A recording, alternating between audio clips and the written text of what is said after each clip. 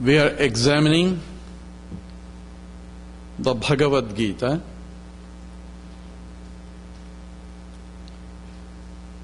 As we all know, the Gita is one of the Prasthanatrayam, the three pillars of Hinduism, of which the Shruti Pramanam is the Vedas, which is the highest. Smruti Pramanam is the Bhagavad Gita. Smruti is the Itihasas, Mahabharata, Ramayana, etc., from which this Bhagavad Gita comes. And we have Nyaya Prasthanam, which is Brahma Sutras.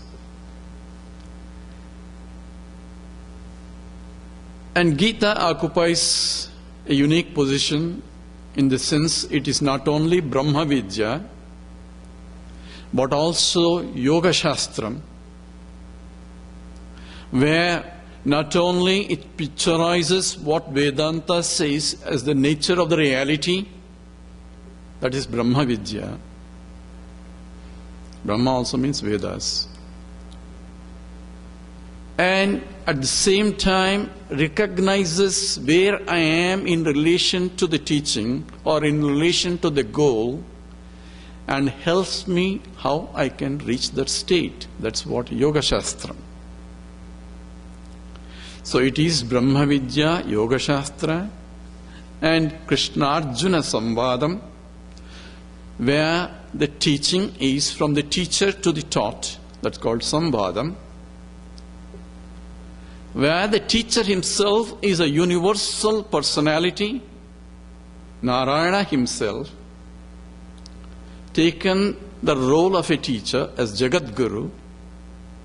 So the teaching itself has a universal application beyond the particular space and time-wise, therefore applicable to generations and generations in the past, present and future too. Because the teacher himself is the Jagat Guru, who is the universal personality, the Lord himself, Narayana himself. So just now we said Narayana and Nara. Nara is Partha, the human being. A conversation or teaching from the Lord himself to a human being that is applicable across the board, irrespective of where you are, what religion you come from, what personality you had. All those things are washed out because this is the essential teaching of the Vedas and applicable as the Yoga Shastra.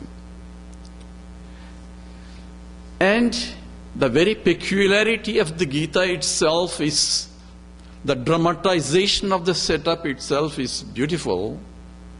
Unlike in Vedanta, where the teacher, the student goes to Himalayas and learns at the feet of the teacher, where the environment is so serene, there is nothing to disturb. And in contrasting that, the Bhagavad Gita is taught in the middle of the war, just before first arrow was shot. And to a person who is an army officer, who is a man of action, and to that situation is picturized to show that what is taught is applicable to everyone who are in the field of action. And therefore the very Bhagavad Gita is directly applicable. How does it help me? If it can help to Arjuna when he was trying to face the war, it should be able to help me when I am facing the war outside, as I deal every day from birth to death. So this is the manual that should be learned before I enter into the war, or before I transact with the world outside. And the teaching itself is so sublime that Krishna presents it from the highest pedestal and comes down all the way to uplift the student step by step. And that's why it is applicable to everyone, irrespective of where we are in our evolutionary state.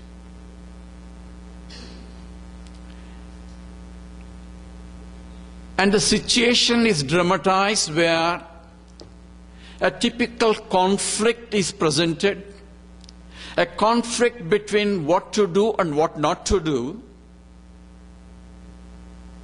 Remember the Shakespearean, to do or not to do? That is the essential human conflict, where whether I had to fight or not to fight, here is not the fighting itself, but where I had to do what I'm supposed to do, what is dharma, in contrast to my attachments that cloud my vision. Hence the situation is presented where there is a conflict that we always face in every day. Conflict of values. We know what is the right thing to do, but we do not have guts to follow what is the right thing to do. We compromise our own values in our day-to-day living. That's exactly the conflict. Arjuna knew before he entered into the place what is his dharma. He knows what is right and what is wrong. He was prepared himself as a Kshatriya to defend the justice or to fight for the justice, to establish the justice, because the injustice being done. And therefore, the war, after all, exhausting all other means, war is inevitable to establish the dharma. The concept of war is only to establish the dharma, not the violence. If the violence is required, it has to be done in order to establish the dharma. That's the teaching also. Where my attachments cloud what I need to do, because we get confused between the attachments and love. That's what Arjuna's confusion is also. Attachment is where I depend on somebody else for my happiness, whereas love is I let others to depend on me. I allow them to depend on me, but my dependence on them will not be there. I am independent, free in the love, therefore I pour out of compassion.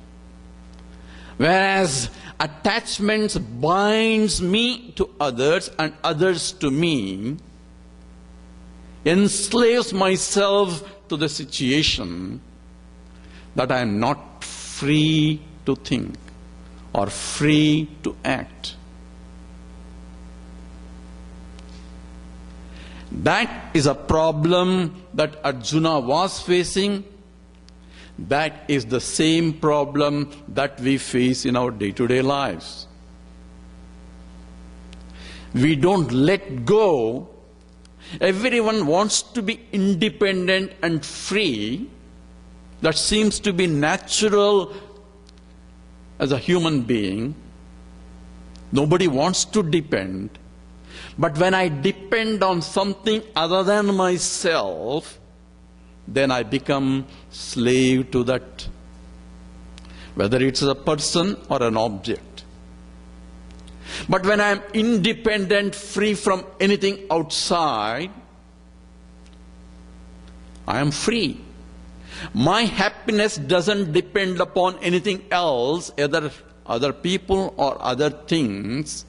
I am full by myself as I am. Atmani eva atmana tushtaha.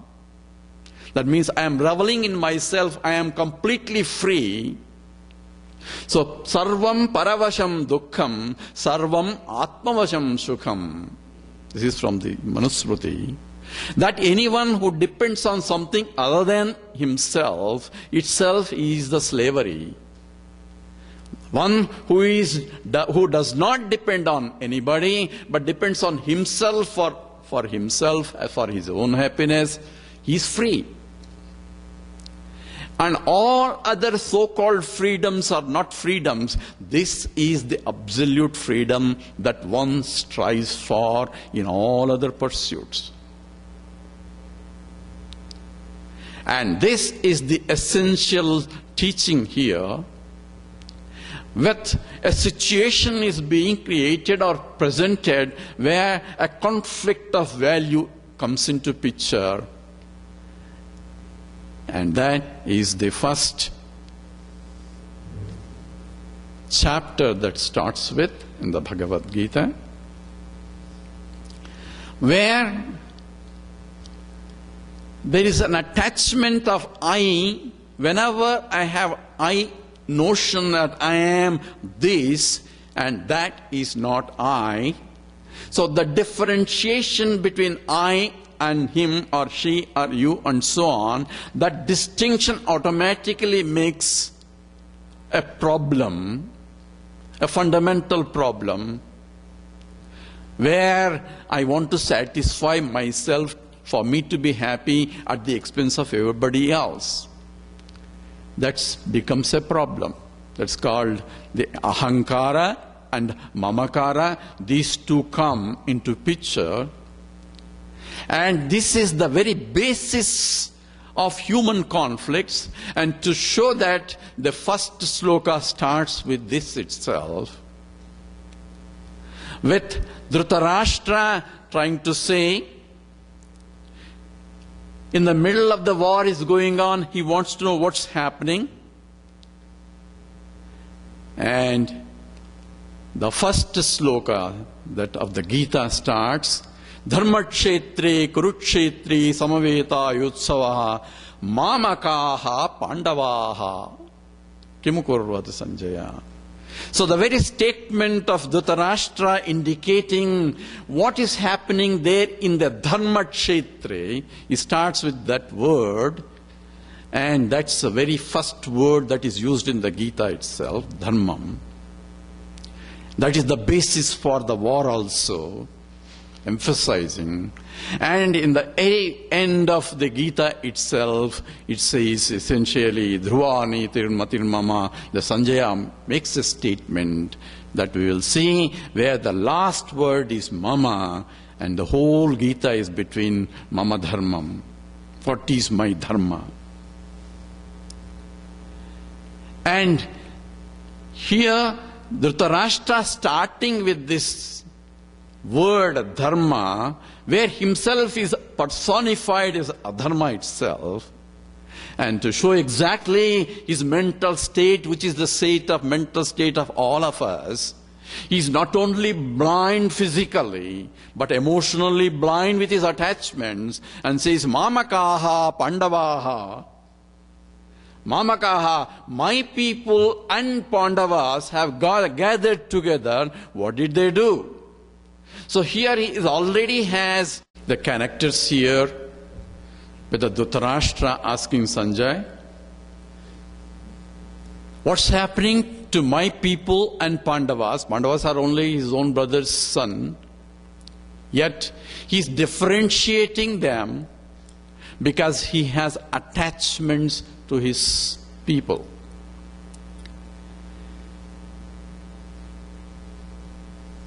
And we go to the scene as Sanjay takes us to the situations there where everybody is getting ready to war and preparing themselves, and Arjuna comes into picture with his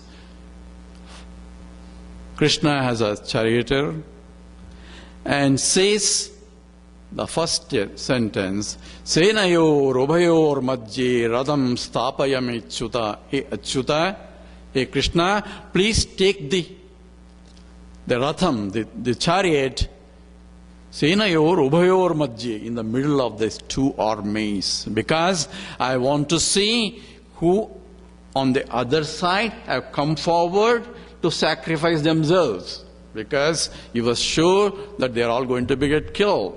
So he wanted to see who have come to fight with him.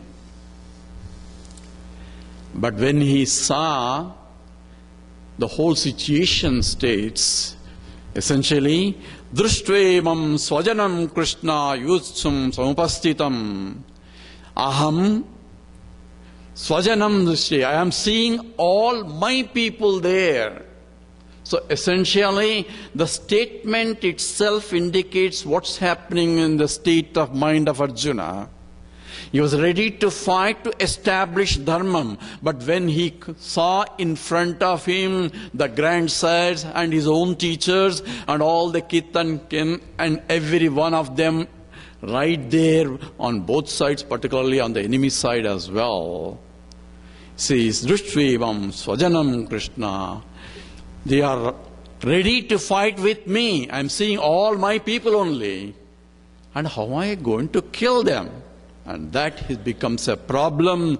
Once the attachment, they are my people, the concept that I am here to fight, to establish the dharma is gone. But now I am fighting with my own people, where I had to kill my own people. The attachment clouded the situation itself. And from that emotional understanding, it came down to physical problem. Because once I feel, the mind travels in the direction where the attachments make me weaker and weaker at a physical level. So it comes down from the emotional state to physical problems. Siranti mama gatrani mukham cha parisushyati. My limbs are not able to function. Now it's a physical inability to face the problem now. And my own throat is getting dried. Vepatuscha sarirami roha marshascha jayate. Says the whole body is shaking because of the clouded misunderstanding that I'm facing. So here, the situation is now drifting from what? From attachment called raga. We'll use the word now, raga. So the ragam has become a shokam. So this is our problems, where when we get attached, then the consequence of the attachment is I'm going to lose something out of it, that which to whom I am attached. That leads the sokam. These are our problems. I don't know what's going to happen to him. I don't know what's going to happen to him. You are sitting here worrying. He is happy comfortably. Nothing is happening to him. But I'm sitting here sleeplessly worrying about what's going to happen. Why? Because of my attachments. And I cannot sleep properly. My physical problem is there. Every other problem comes into picture. And this is exactly what the situation is picturized here, where I cannot even gandivam samsate hastat tatsaiva paridahyati. Says my skin is burning. I'm not able to even hold my gandivam. That's what is the Arjuna's, the essential instrument. And this shokam is really causing these problems. Essentially, my mind is brahmati. It's turning around, rotating as though the whole world is revolving. I'm not able to see properly, clearly. Having said that, he sat down in the chair. This is the commentary.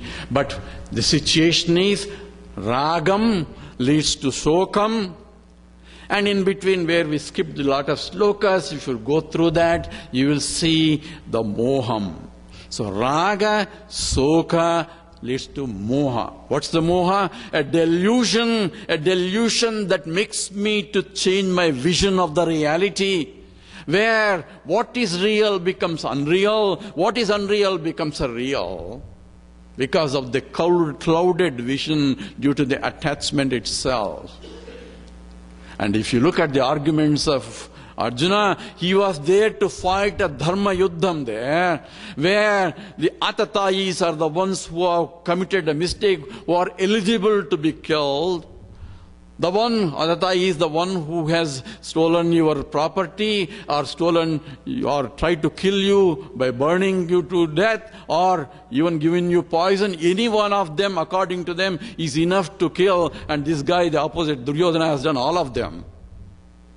And he is the doctorate in that. And here, Arjuna himself says, even though they are Adatayis, I am not able to kill. How can I kill them? When I kill them, it becomes a sin. So he becomes a ulta sida. That is called the moham. Moham is delusion that covers the illusory part to the degree that what is right has become wrong and what is wrong has become a right. And that is the situation that we are all in terms of we have no proper vision of the world around, what we are dealing with. What we see we think is real, and what we don't see we think it's not real. It is actually the other way around. That's what Krishna is going to tell us. That's called is the moham, delusion. And that's where the Bhagavad Gita in the first chapter ends with Ragam, Sokham and Moham of Arjuna. That is the same as whatever the seeker has. And then the Vyasa takes us to the second chapter,